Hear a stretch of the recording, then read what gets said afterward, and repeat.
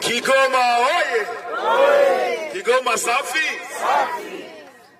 Kwanza kabisa namshukuru Mwenyezi Mungu kwamba tumeianza kazi na Mungu alinijalia vitu vitatu katika maisha yangu.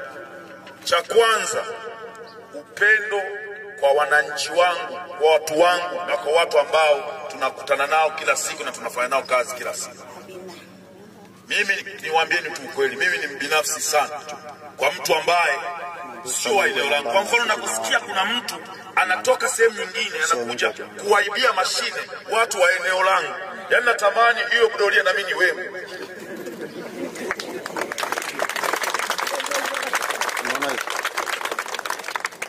Moja kati ya vitu ambavyo Dr. Samia Suluhu Hassan alitubariki katika mkoa wetu wa Kigoma ni kutuletea Mzee Siro kuwa mkuu wa mkoa wa mji wetu wa Kigoma mjini.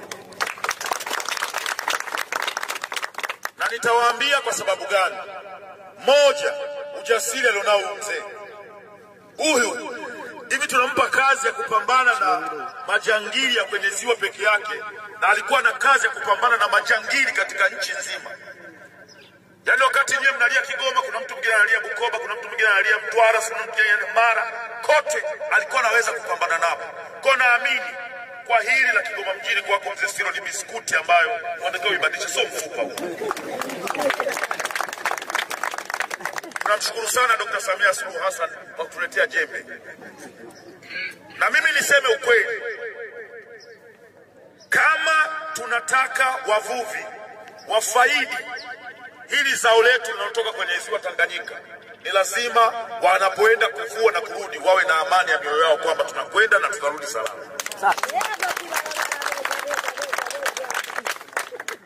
Moja kati ya plani ambazo niko nazo mimi, mzee wangu Mzee Siro, ni kushirikiana na serikali yangu ya Dr. Samia Suluhu Hassan kuhakikisha tunapata mashine.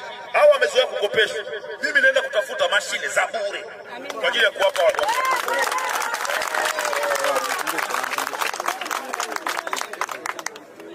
Sasa haitawezekana kama unaenda kuhaha. Kwa mfano wiki ijayo nitakuwa niko Dubai, nikitoka Dubai naenda Japani. Japani kwenye mji unaitwa Osaka, ni mji ambao umetawaliwa na maji karibia 70%, ni maji matupu.